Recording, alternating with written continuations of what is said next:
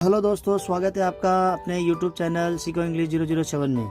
दोस्तों, आज हम बात करेंगे स्टोरी के माध्यम से कैसे हम रीडिंग सीख सकते हैं और इस स्टोरी के अंदर आने वाली जितनी भी वर्ब्स हैं उनके हम हिंदी ट्रांसलेशन जानेंगे और हम ये भी उसमें पता करेंगे कि उन वर्ब्स का कौन सा फॉर्म यूज़ हुआ है।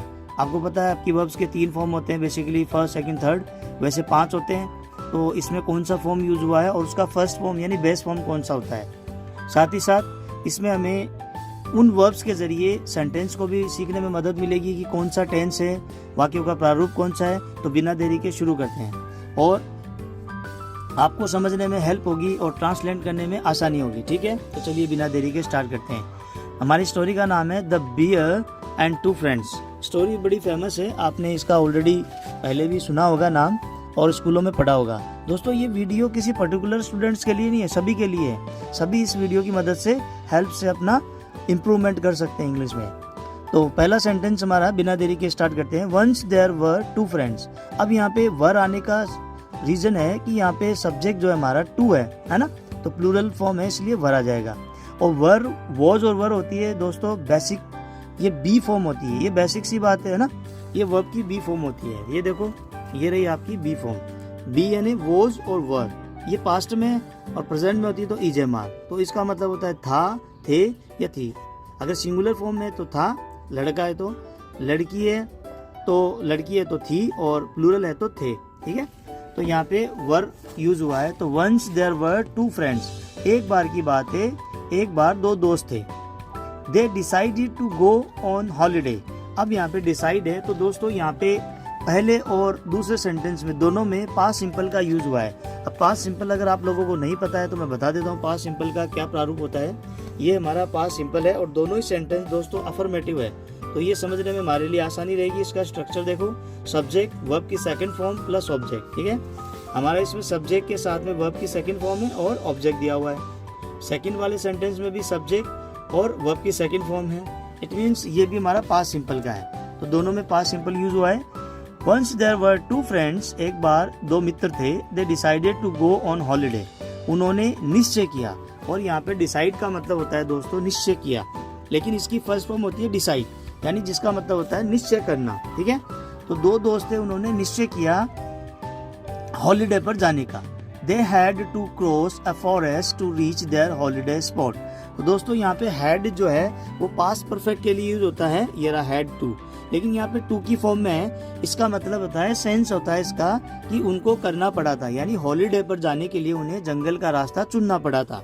और इसका प्रेजेंट होता है has to and have to, यानी करना पड़ेगा, जहाँ 100% वो काम करना ही पड़ेगा। तो उन्हें क्रॉस यानी पार करना पड़ा, क्या, जंगल।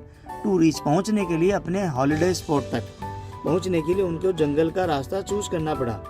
As they walked through the forest a bear saw them. As they, जैसे वो जंगल से चले तो उन्हें भालू ने उन्हें देख लिया। सो होती है सेकंड फॉर्म और सो की फर्स्ट फॉर्म होती है सी। सी माने देखना, ये रही आपकी फर्स्ट फॉर्म।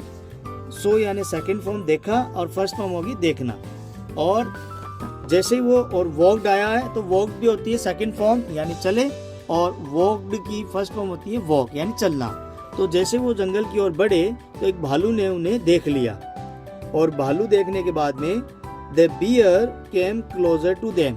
केम का मतलब होता है आया, यहाँ पे सेकंड फॉर्म है और फर्स्ट फॉर्म होती है कम। तो जैसे ही भालू ने उनको देखा तो भालू उनके पास आया, क्लोज यानी पास आने लगा। The 2 friends got scared. Scared माने होता है डरना, और गॉट होती है सेकंड फॉर्म, इसकी फर्स्ट फॉर्म होती है गेट, यानी वो दोनों बहुत बुरी तरीके से डर गए थे भालू को अपने पास आता देख कर। One friend quickly climbed a tree. Climbed होती है सेकंड फॉर्म, तो ये भी आपका पास्ट सिंपल है। तो एक मित्र जल्दी यानी तुरंत प्रभाव से पेड़ पे चढ़ गया। Climb यानी चढ़ना, climb यानी चढ़ गया, कहाँ, पेड़ के ऊपर। The other friend could not climb the tree. ये लो, ये आपकी फर्स्ट फॉर्म आ गई, यहाँ पे सेकंड फॉर्म है। दूसरा जो मित्र था उसको पेड़ पे चढ़ना नहीं आता था, वह सक्षम नहीं था पेड़ पे चढ़ने में, तो यहाँ पे केन का पास्ट है could. He lay on the ground and held his breath. तो उसने समझदारी दिखाई। लाई होती है फर्स्ट फॉर्म, लेटना, लेकिन वो लेट गया ग्राउंड पे। ही ले, ये सेकंड फॉर्म है, वह ग्राउंड पर ही लेट गया। होल्ड होती है फर्स्ट फॉर्म यानी रोकना, और होल्ड की सेकंड फॉर्म है हेल्ड यानी रोका। उसने रोक ली अपनी ब्रीथ यानी होती है सांस। वो जमीन पर ही लेट गया, यानी एक मित्र तो चढ़ गया पेड़ के ऊपर और दूसरा मित्र जमीन के ऊपर लेट गया क्योंकि उसे पेड़ पे चढ़ना नहीं आता था। द बियर कैम, वही अभी मैंने बोला था कम होती है फर्स्ट फॉर्म, तो भालू उनके पास आया, मतलब उस दोस्त के पास आया। एंड स्निफ, स्निफ होता है सूंघना और ये सेकंड फॉर्म है सूंघा, तो भालू उनके मतलब उसके पास आया और उसे सूंघा। The bear thought the friend was dead, क्योंकि उसने अपनी सांस रोक ली थी और सांस रोकते ही वो जो भालू उनके पास आया था, थॉट माने होता है सोचा और थिंक होती है इसकी सोचना, तो भालू ने सोचा कि वह जो मित्र उसका नीचे लेटा हुआ था वो मर गया। The bear went away, went second form है और इसकी फर्स्ट फॉर्म होती है गो, तो भालू ने उसे मृत मानकर वहां से चला गया।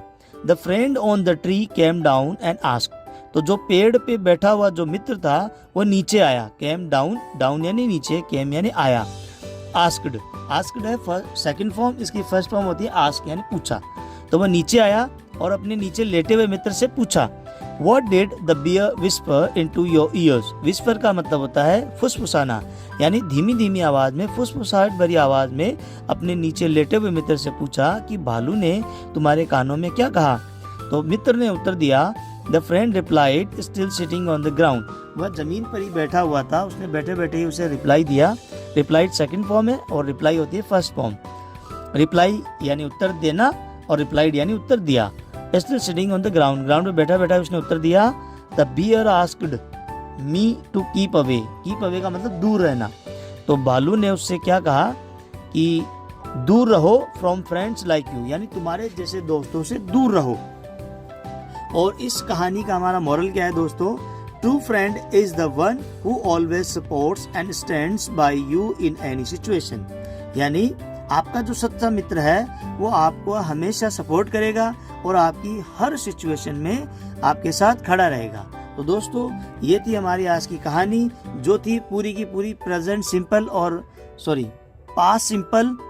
आज की जो हमारी ये कहानी थी पास्ट सिंपल और पास्ट परफेक्ट टेंस में थी।